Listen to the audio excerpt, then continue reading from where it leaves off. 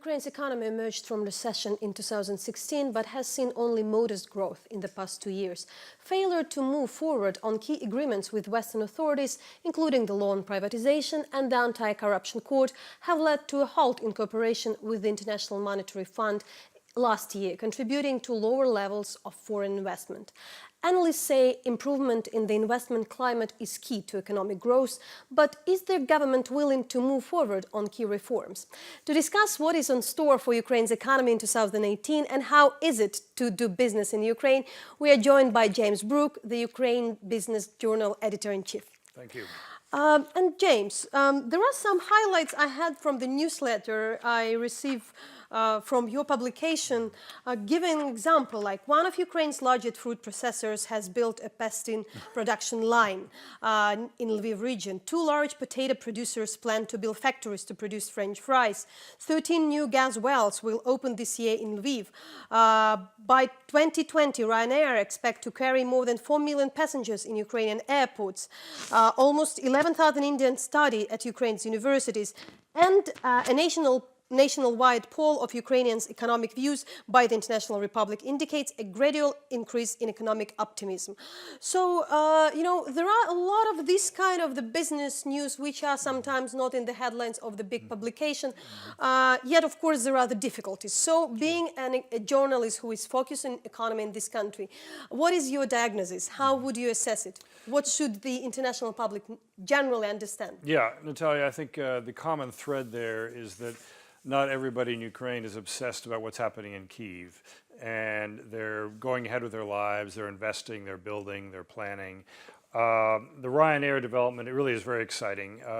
President Poroshenko got a little wrong when he said it'll take 1 million Ukrainians to Europe, and the head of Ryanair corrected him, saying, no, I'm going to bring hundreds of thousands of Europeans to Ukraine as tourists and some as business people. And that is really crucial for establishing the confidence in Ukraine, exposing Europeans to Ukraine who have never been here, don't know what it's all about. So at UBJM, which you've been reading for, that comes out every weekday morning, Monday through Friday, and we look more at Ukraine not as a bag of problems, but as a bag of opportunities, where people are making money and where they're investing. But still, what are then the obstacles? Because being honest with the audience, with your audience, the people who would like probably to invest or do business in Ukraine, it's also important to say about the concerns. And of course, there are still the complications. So what are they? Yeah, the number one is obviously the lack of the rule of law, where you can't trust the courts. And the foreign businessmen know that, and the Ukrainian businesses know better than they do. But people can work around that to some degree. The other thing is a little less subtle, a little more subtle. It's just the general ignorance about Ukraine. People do not know Ukraine. They haven't been here. If you look at Mexico, which has many problems, 3% of the entire U.S. population went to Mexico last year on vacation. If 3% of Germans came here, that would mean there'd be 2.4 million Germans in Ukraine. Where would you place the war? And there are 2 sides of that. First of all, the war sometimes comes as an excuse for the not making the reform by the Ukrainian government.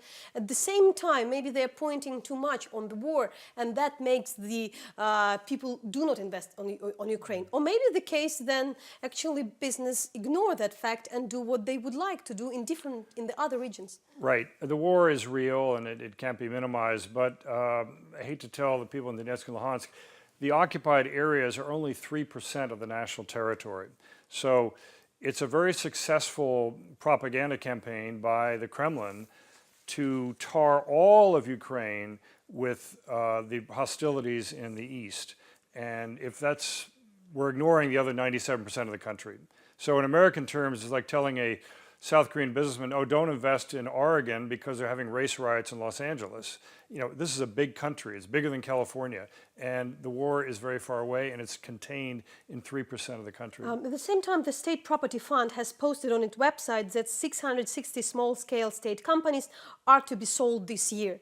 At the same time, we know that the biggest state enterprises, which are probably the most difficult to be privatized, and that's the most difficult for the government to give it to somebody else, because this is the places where we're really looking at the most corrupt cases.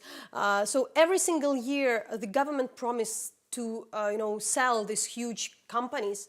Yet, do you think it will happen this year, or Well, you treat it as another yeah. promise? No. I mean, there's a new privatization law, and I do believe they will start selling off the small fish very quickly.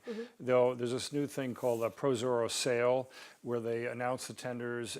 Someone in London or Frankfurt or New York can see it, can see what the conditions are, can bid, and it's a really kind of fast bidding system. It's called the Dutch auction, and they will get rid of a lot of these smaller companies.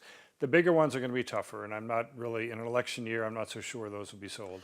So what are the highlights for you? What are the highlights and the trends in the Ukrainian economy, the spheres where probably it's interesting, most of all, to look for somebody who is interested to do business in Ukraine? Yeah, well, obviously agriculture has tremendous growth ahead of it. I mean, Ukraine is going to help feed the world.